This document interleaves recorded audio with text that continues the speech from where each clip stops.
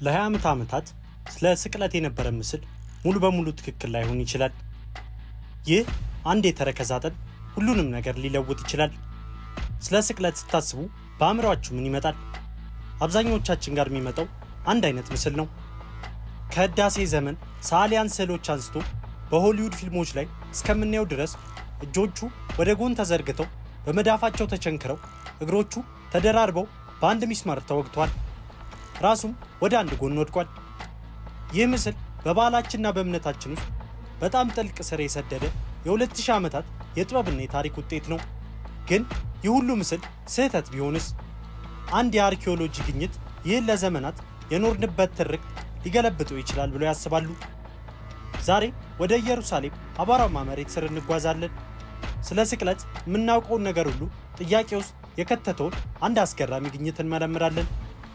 ይህ አንድ ሰው ታሪክ ብቻ አይደለም፣ ይልቁንም የታሪክን መዛግብት እንደገና እንድንፈትሽ ያስገደደና አስደንጋጭ እውነታዎችን የያዘ የአንድ የጥንት ታሪክ ነው። ሁልጊዜም እንደነዚህ አይነት ከዚህ ቀደም ተሰምተው የማያውቁ ታሪኮች እንዲሁም ዓለማችን ላይ ተጽዕኖ የፈጠሩ ሰዎች ታሪኮች እንዲደርሷችሁ የሰብስክራይብ ምልክቷን ሎም የደወል ምልክቷን በመጫን ቤተሰብ ይሁኑ።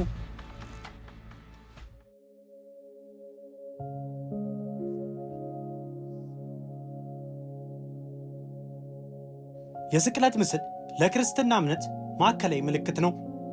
ከኪሳችን ከምናስቀምጣቸው ትንንሽ መስቀሎች አንስቶ እስከ ግዙፍ ካቴድራሎች ድረስ በሁሉም ቦታ እናገኘዋለን። ግን ይህ ምስል እንዴት ተፈጠረ?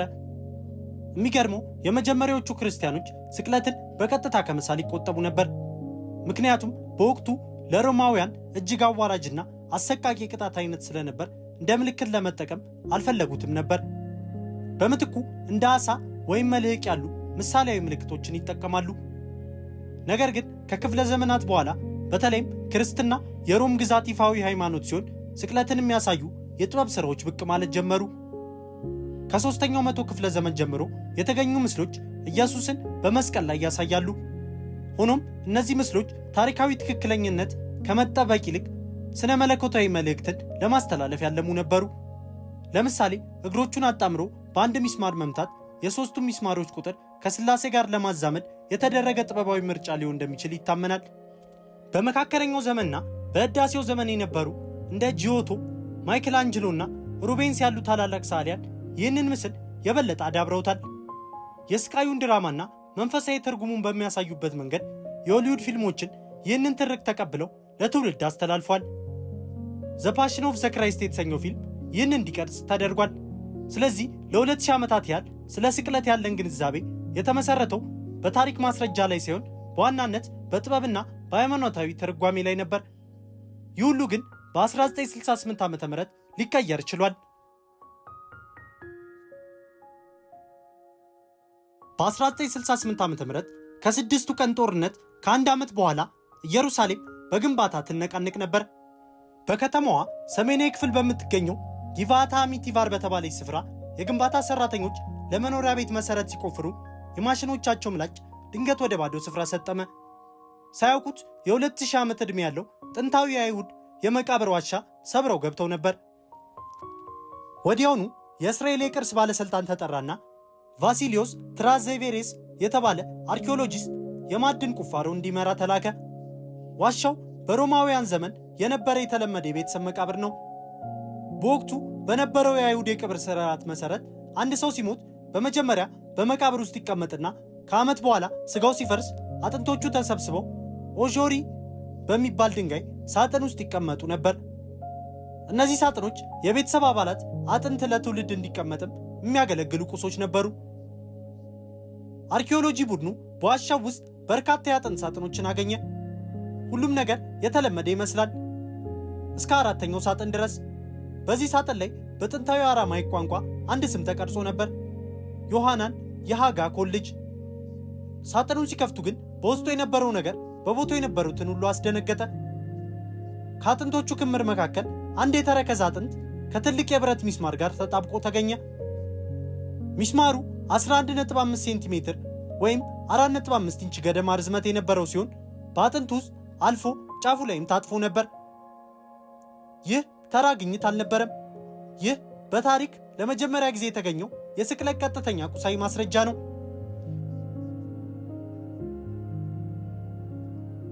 የዮሐናን አጥንት ለሳይንሳዊ ምርመራ ወደ ብራይስት ዩኒቨርሲቲ ተላከ።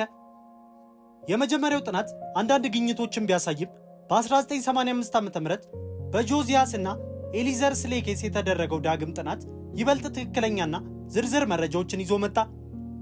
ይህ ጥናት ስለ ሮማውያን የስቅለት ዘዴ ያለንን ግንዛቤ ሙሉ በሙሉ የቀየረ ነው። የመጀመሪያውና ዋነኛው ግኝት የእግሮቹ አቀማመጥን ይመለከታል። ባህላዊ ምስል እንደሚያሳየው እግሮቹ ተደራርበው በአንድ ሚስማር አልተመቱም ነበር። ይልቁንም የዮሐናን እግሮች በመስቀሉ ግንድ በሁለቱም በኩል ተንጠልጥለው ተደርገዋል። እያንዳንዱ ተረከዝ ከእንጨቱ ጎን በሚስማር ተቸንክሯል። ሚስማሩ በቀጥታ በተረከዙ አጥንት ውስጥ አልፏል።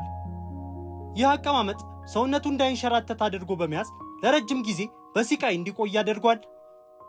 ታዲያ ሚስማሩ ለምን አጥንቱ ጋር ተጣብቆ ተገኘ?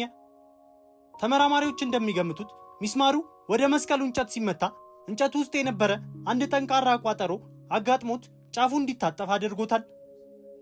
ዮሐናን ከሞተ በኋላ አስከሬኑን ከስቅለቱ ለማውረድ ሲሞክሩ የታጠፈውን ሚስማር ከእንጨቱ መንቀል ስላልቻሉ እግሩን ከመስቀሉ እንጨት ጋር ቆርጠው እንዳወረዱትና ከነሚስማሩም እንደቀበሩት መላምትም ቀርቧል።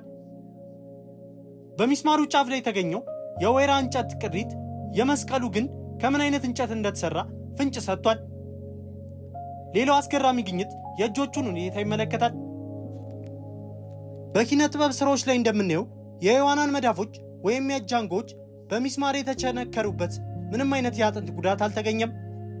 ይህ ምን ማለት ነው? ተመራማሪዎቹ እንደሚሉት የዮሐናን እጆች በመስቀሉ አግድም እንጨት ላይ በሚስማር ከመቸንከር ይልቅ በገመድ ታስረው ሊሆን ይችላል።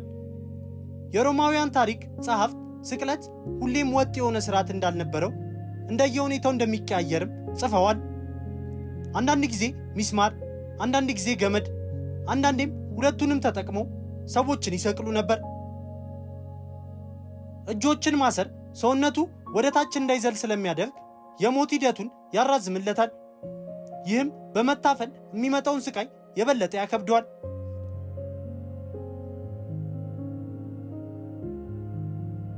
እዚህ ላይ ወሳኙ ጥያቄ ይነሳል። የዮሐናን ግኝት ስለ ኢየሱስ ስቅለት የሚነግረን ነገር አለ? የመጽሐፍ ቅዱስን ታሪክስ ይቃረናል? መልሱ ያን ያህል ቀላል አይደለም። በመጀመሪያ ደረጃ ይህ ግኝት የኢየሱስን ስቅለት ታሪክ አያስተባብልም። እንዲያውም በተቃራኒው በኢየሱስ ዘመን በኢየሩሳሌም አካባቢ ስቅለት ይፈጸም እንደነበር ተጨባጭ የአርኪኦሎጂ ማስረጃ በማቅረብ ታሪካዊነቱን ያጠነክራል። ወንጌላት ስለ ስቅለቱ ዝርዝር ቴክኒካዊ መግለጫ አይሰጡንም። የእጆቹና የእግሮቹን ችንካር እና የእሱን ስቃይ ይናገራሉ እንጂ ሚስማሮቹ እንዴት አይነት ቴክኒክ ተጠቅመው እንደወጉት አይናገሩም። የዮሐናን አጥንት የሚያሳየን ነገር ቢኖር ለዘመናት በአእምሯችን የሳልነው የስቅለት ምስል ታሪካዊ እውነታ ሳይሆን ጥበባዊና ስነ መለኮታዊ ትርጓሜ የመሆኑ ጉዳይ ነው። ባህላዊ ምስል የክርስትና እምነት ምልክት ሆኖ ሲያገለግል፣ የዮሐናን አጥንት ደግሞ የሮማውያን ስቅለት ምን ያህል ጨካኝና ስልታዊ እንደነበር ያሳያል። ስቅለት መንፈሳዊ ተምሳሌት ከመሆኑ በፊት የሮም ግዛት ስልጣኑን ለማሳየት አመፀኞችን ለማስፈራራትና ተቃዋሚዎችን በአደባባይ ለማዋረድ የሚጠቀምበት የፖለቲካ መሳሪያ ነበር። የዮሐናን አጥንት የሚጠቀሙ የስቅለት ዘዴ ከባህላዊ ምስል የበለጠ አሰቃቂ ሊሆን ይችላል። እግሮቹ ተለያይተው ከግንዱ ጎን ሲቸነከሩ ሰውነቱ ሳምባውን ለማስፋትና ለመተንፈስ ራሱን ወደ ላይ መግፋት ይኖርበታል። ይህን ለማድረግ ደግሞ በተቸነከሩት እግሮቹ ላይ መደገፍ ስላለበት እያንዳንዱ እስትንፋስ ሊቋቋሙት የማይችሉትን ህመም ያስከትልበታል። በመጨረሻም በድካምና በመታፈን ሕይወቱ ያልፋል። ይህ በትክክል የታሪክ ምንጮች ስቅለትን ከሚገልጹበት መንገድ ጋር ይጣጣማል። ምንም እንኳን ይህ ብቸኛው የተገኘ የስቅለት ቁሳዊ ማስረጃ ቢሆንም ስለ ሮማውያን የቅጣት ስርዓት ያለንን ግንዛቤ እያሰፋልን ይገኛል። የዮሐናን የተረከዝ አጥንት ታሪክ አንድ ትንሽ ቅርስ እንዴት የሺህ ዘመናትን ትርክት ሊፈታተንና ሊያበለጽግ እንደሚችል የሚያሳይ ድንቅ ምሳሌ ነው። ለዘመናት ስናውቀው የነበረው የስቅለት ምስል በኪነ ጥበብና በእምነት የተቀረጸ ሲሆን፣ ይህ አጥንት ደግሞ ታሪካዊውን እውነታ በተጨባጭ መሬት ላይ እንድናየው አስችሎናል። ይህ ግኝት ታሪክን የምንረዳበት መንገድ በአዲስ ማስረጃ እንዴት ሊቀየር እንደሚችል የሚያሳይ ትልቅ ማሳያ ነው። ታሪክ የቆመ ነገር አይደለም። በአዳዲስ ግኝቶች አማካኝነት በየጊዜው የሚከለስና የሚዳብር ሕያው ሂደት ነው። የዮሐናን አጥንት ኢየሱስ የኖረበትን ዘመን ጭካኔና እውነታ ከመጋረጃ ጀርባ አውጥቶ ያሳየናል። ይህም የታሪኩን ክብደትና ጥልቀት እንድንረዳ ያደርገናል። እናንተስ ምን ታስባላችሁ? በዚህ ግኝት ላይ ምን አስተያየትስ አላችሁ? ባህላዊ የስቅለት ምስል በአርኪኦሎጂስት ግኝቶች መሰረት መቀየር አለበት ብለው ያስባሉ ወይስ ጥበባዊና ሃይማኖታዊ ትርጉሙ ከታሪካዊነቱ ትክክለኛነት በላይ ነው ይላሉ? ሐሳቦትን ከታች በኮመንት መስጫው ላይ ያጋሩን።